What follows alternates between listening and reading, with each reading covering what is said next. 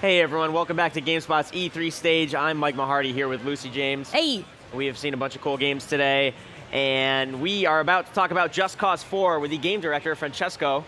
Hello everybody. Thanks for joining us on stage. Thank you for having me. So what's it like showing off Just Cause 4 finally during the Square conference?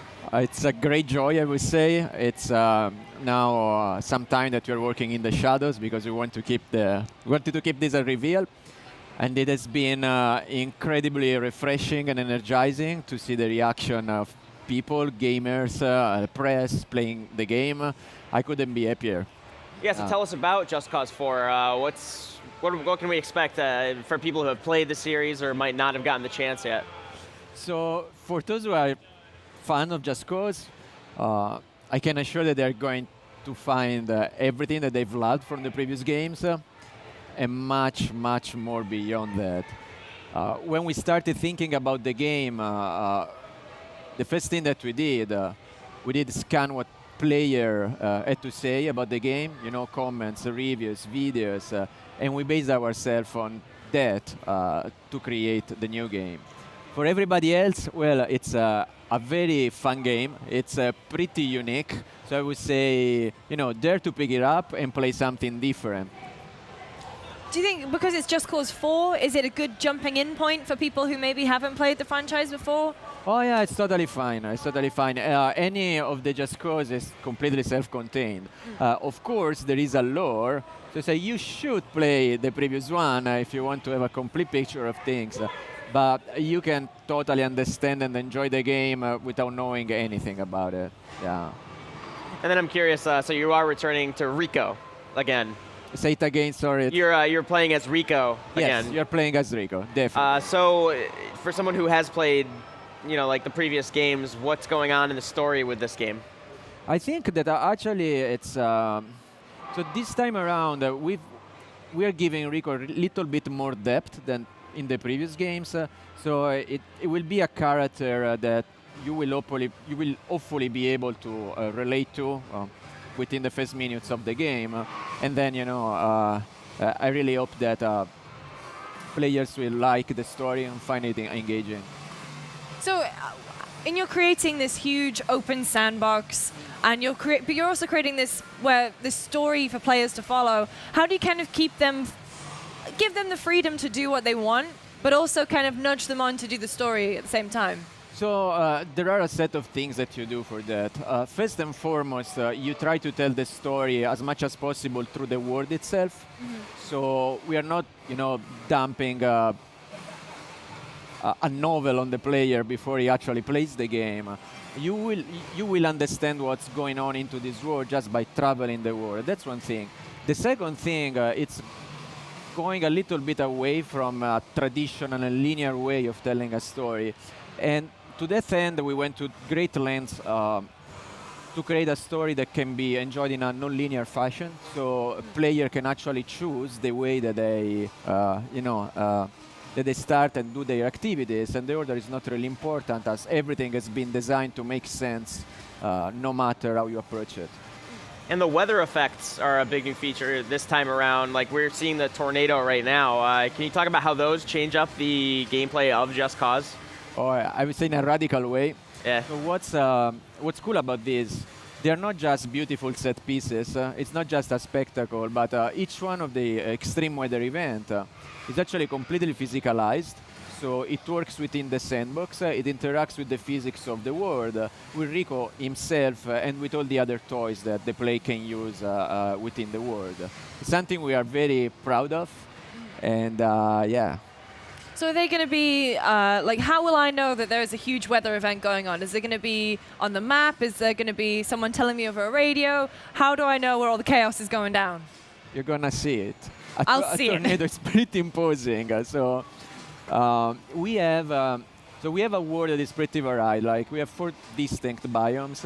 There is a specific event that characterizes each biome. So for example, the tornado is roaming the grasslands, or you're going to have a sandstorm in the desert. They are big. They are big as everything else in our game. Just Cause has always been a game where scale had a primary role. if anything, because you move really fast, either using vehicles, using the wingsuit, so you need a lot of ground to cover. And as a consequence, also threats, landmarks need to be big, and that's why the tornado, sandstorm, blizzards. So outside of the weather, what else is changing? What are like minor or major in terms of the mechanics of the game? What's going on in Just Cause 4 that will people will recognize as different if they played 3? Well, let's talk about the grappling hook. Yeah. Kind of Rico hallmark. The grappling hook has been evolved since the very first episode of the series. Like, you have Just Cause 1, where the grappling hook is something that you have to equip. So you got your grappling hook, and now you can't choose weapons anymore. In Just Cause 2, the grappling hook becomes an integral part of Rico. So now it's this, primary means of transport, if you want, freeing his hands. In Just Cause 3, we started giving the player the abilities of interacting with the physics through the grappling hook, through the retract. And players love that. So we doubled down on that with Just Cause 4. And in Just Cause 4, the grappling hook, it's a proper, toy to interact with the sandbox. You are going to have a variety of attachments. So beyond the retractor, we are putting boosters and airlifters on the balloon, the airlifters on the grappling hook. You're going to be able to change parameters for each one of those, and you are going also to be able to apply modifiers that change the way that each attachment works. And all of these things can be made however you want. So it ends up offering a billion of different combinations and different ways to interact with the world.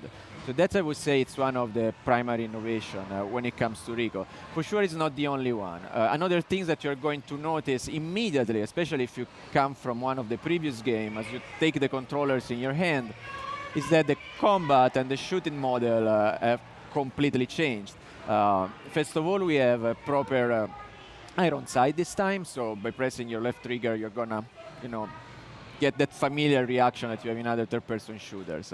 A complete new roster of weapons now come with primary and secondary fire. Secondary fire is engineered to be something fun to discover, like we have weapons that shoot drones, for example. And a completely new park of enemy, including completely new additions. So this time we don't have just humans, if you want.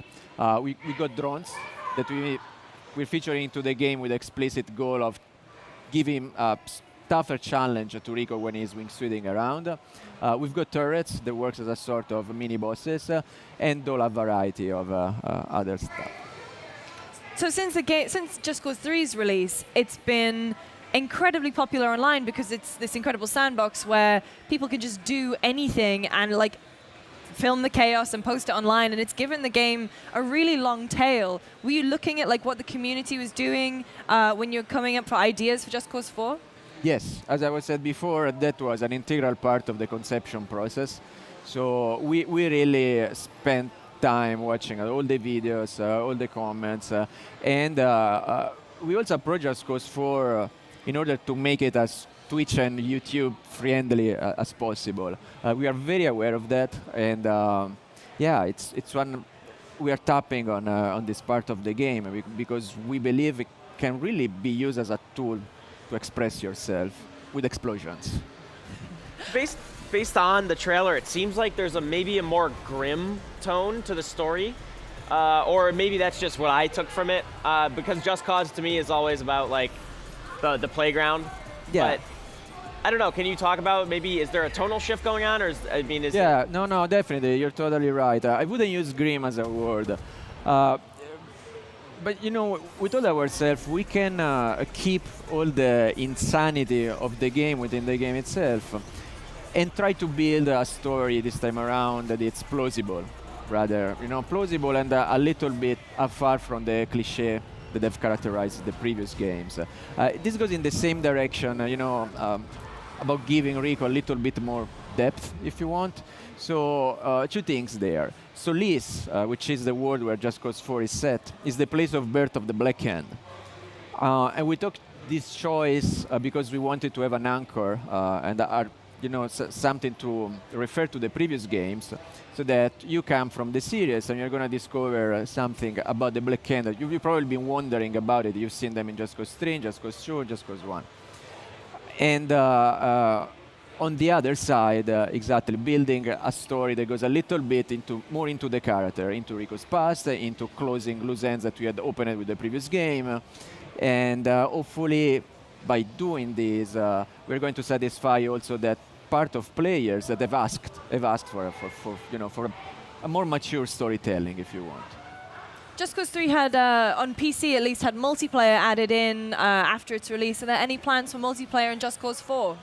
No, not at the moment, at least. We wanted to focus on an extraordinary single-player experience. That's what we did. I don't exclude that in the future, though. Yeah. Awesome. Well, Francesco, when can people watching expect to play Just Cause 4? Say it again, sorry. It's very noisy. That's all right. this Yeah, morning. there's like house music blaring right near our stage. When can people play Just Cause 4? What the people play? When can people play? Oh, when can people play? December the 4th. Awesome. Well, thank you Yes, so much for thank joining us you. on stage, and congratulations for being able to finally show off the game. Thank you. And everybody watching, don't go anywhere. We will be right back after a momentary break. We'll be talking about Sekiro: Shadows Die Twice. We'll see you then.